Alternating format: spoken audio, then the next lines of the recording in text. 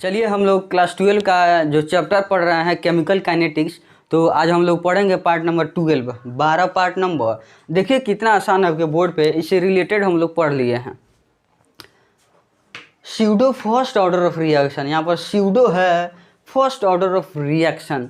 Pseudo का meaning झूठा होता है, मतलब डिफरेंट, अलग अलग आ जाएगा। कौन अलग अलग आता है? तो मॉलिक्यूलरिटी और ऑर्डर ऑफ रिएक्शन अलग अलग आ जाता है, इसीलिए स्यूडो यहाँ बोला जाता है। डिफरेंट आ जाता है इसीलिए बोला जाता है फर्स्ट ऑर्डर ऑफ रिएक्शन, मतलब ऑर्डर ऑफ रिएक्शन फर्स्ट रहेगा लेकिन मॉलिक्यूलरिटी उसका फर्स्ट नहीं सेकेंड रहेगा।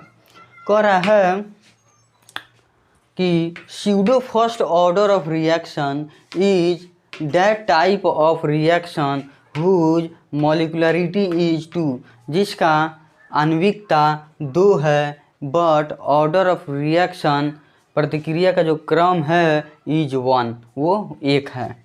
मतलब ऑर्डर ऑफ रिएक्शन 1 होता है और मॉलिक्यूलरिटी 2 होता है। देखिए मॉलिक्यूलरिटी 2 हो और ऑर्डर ऑफ रिएक्शन 1 हो। ऐसा केमिकल रिएक्शन जिसमें उसका मॉलिक्यूलरिटी 2 हो लेकिन उसका ऑर्डर ऑफ रिएक्शन 1 हो, उसी को pseudo first order of reaction कहते हैं। फिर से ध्यान दीजिए, ऐसा केमिकल रिएक्शन जिसमें उसका मॉलिक्यूलरिटी 2 हो, मॉलिक्यूलरिटी 2 हो but order of reaction is 1, लेकिन ऑर्डर ऑफ रिएक्शन 1 होना चाहिए, उसी को हम pseudo first order of reaction कहेंगे। तो चलिए वो कौन सा है रिएक्शन उसको हम देखेंगे। तो आता है हाइड्रोलाइसिस ऑफ ईस्टर। ईस्टर में हमको हाइड्रोलाइसिस कराना है। क्या कराना है? Hydrolysis of Easter. चलिए ईस्टर का एक नाम CH3COOC2H5, इसका नेम क्या है? Ethyl acetate.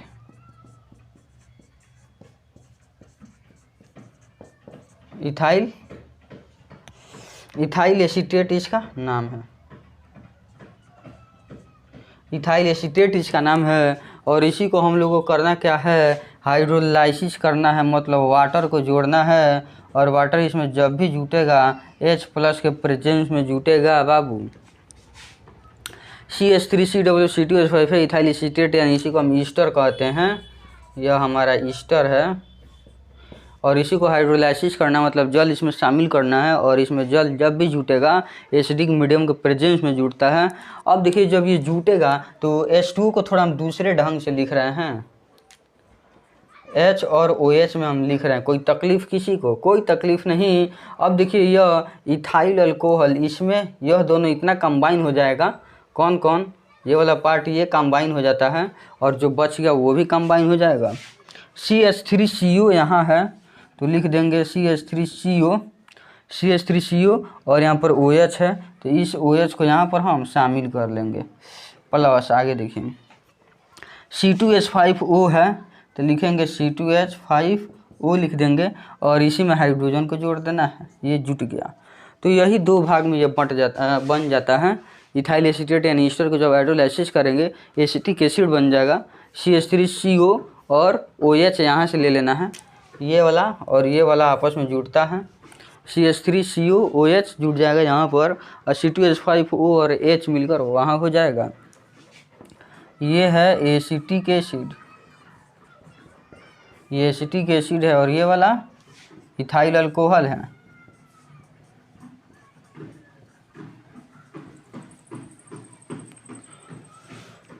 तो ये तो आपके सामने नज़र आ रहा है कि जब इसको हाइड्रोलाइसिस करेंगे तो उस रूप में ये टूट जाएगा। अब चलिए हम लोग इसका मॉलिक्यूलरिटी देखेंगे और ऑर्डर ऑफ रिएक्शन देखेंगे। तो नीचे जगह नहीं है इसलिए इस डिफिनीशन को हम इरेज करेंगे। आप लोग नोट कर लिए हैं, समझ लिए हैं डिफिनीशन को, इसको हम हटाते हैं।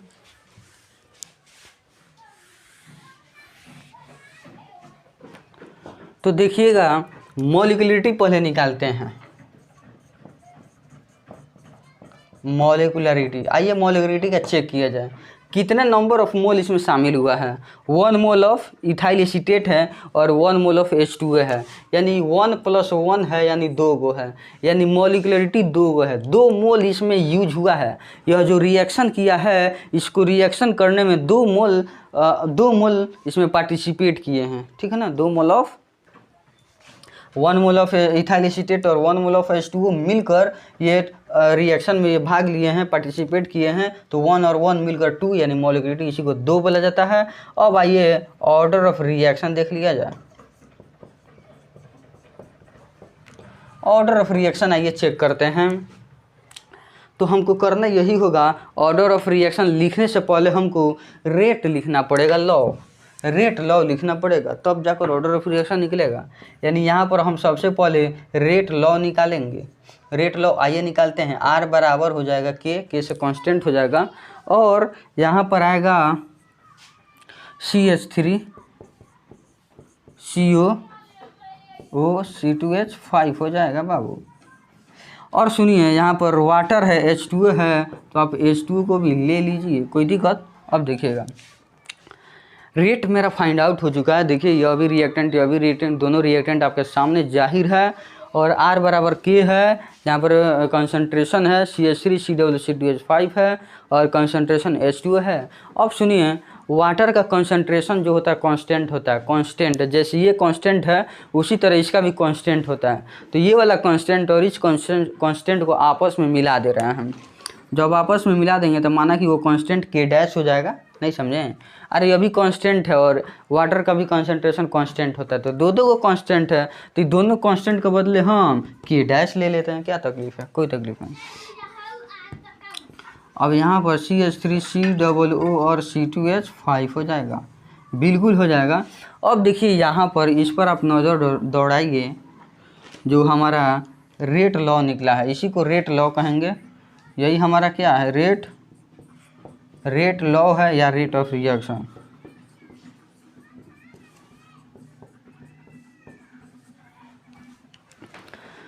यही हमारा रेट लॉ है या रेट ऑफ रिएक्शन, हम इसी को बोलते हैं।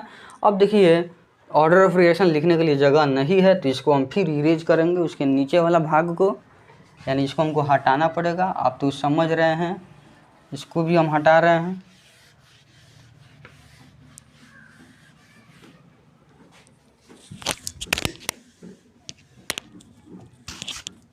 तो अब देखिए आपको करना यही है कि ये तो रेट लॉ यानी रेट इक्वेशन निकल गया। अब हम लोग ऑर्डर ऑफ रिएक्शन निकालेंगे।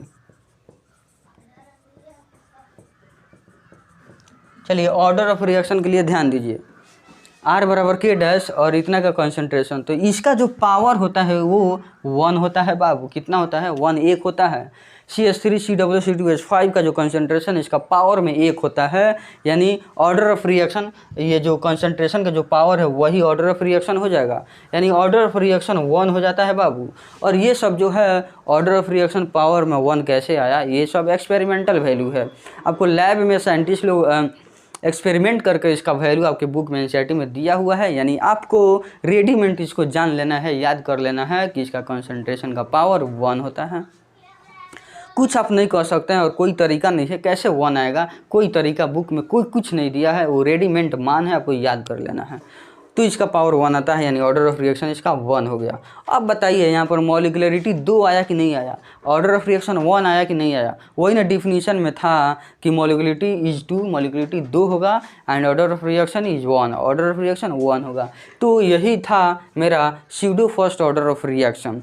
यानी एग्जाम में आता है तो उस डिफिनीशन को लिख कर और ये जितना हम नीचे समझाए हैं उसको लिख देना है, आपको नंबर मिल जाएगा, ठीक है।